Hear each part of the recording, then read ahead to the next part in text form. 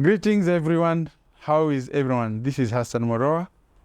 We promised last week that after the program HIDA JILLO BUNE that we will talk about another case that came up of M'BOCHO WA WENJE.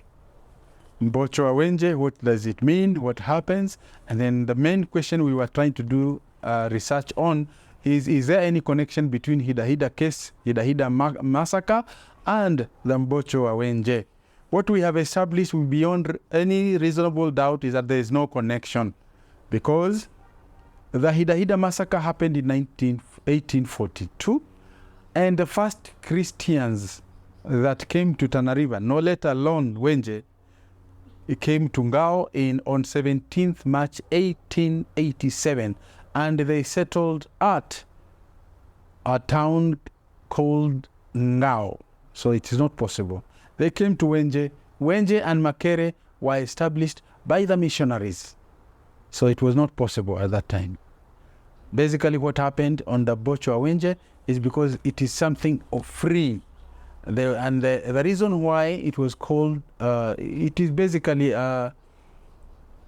an incident where there were so many girls, unmarried girls, which came up as a result of witchcraft by one old man, which happened around 1932. In 1932, three things happened in that area. One, there was smallpox. There was an outbreak of smallpox. Two, the DC that was there, who came there around 1928, that was Mr. Loda, seen to be one of the most cruel DCs in Tana River and Gwano in particular. They really didn't like it. And then during that same period, in Ndera, there was a bell that was thrown inside the river. Yeah? The right word is, there was a bell, a Christian Christian missionary bell that was thrown, it was thrown into River Tana. Why? Because of not wanting to be Christianized. That is something that was a time that happened. Because of, and the fourth thing that happened during that period is there was a lot of, there's a time of drought and hunger. It was really tough for many of our people. Now there was a family, there's an old man who was unmarried. He did not marry and he had no children, but he had a very, very big plantation of plantain, that is banana trees. So during that time, he was giving them free to these young boys. He was going specifically for the boys between 10 and 15.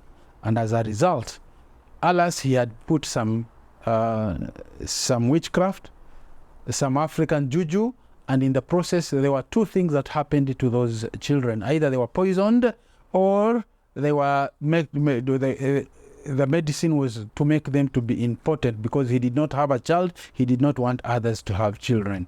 As a result, there was a shortage of men. So men from outside came, and when they came, they wanted to marry these, but they were being disallowed. Reason is because these ones were Christians, and they did not want a Christian girl to be married by a non-Christian. To them, those are savages, those are Muslims, and we are doing evangelism. We cannot allow them to go back there. So as a result, there were so many girls got unmarried, and it became a problem. So boys from other places used to come, mess up with the girls, and then they don't marry. The reason is because they don't allow. When they realized there was an influx, and in the process, they started now mocking the Gwanos, that they can come anytime, mess up with their girls, and go away. So one day, the men came, the old men sat down and said, no, this has to end.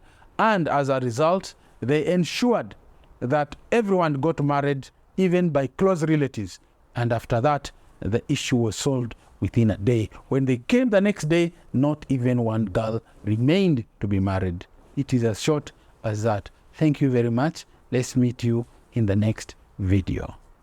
Thank you very much. For you who has not subscribed, please subscribe so that you are able to note what I'm doing in the next video.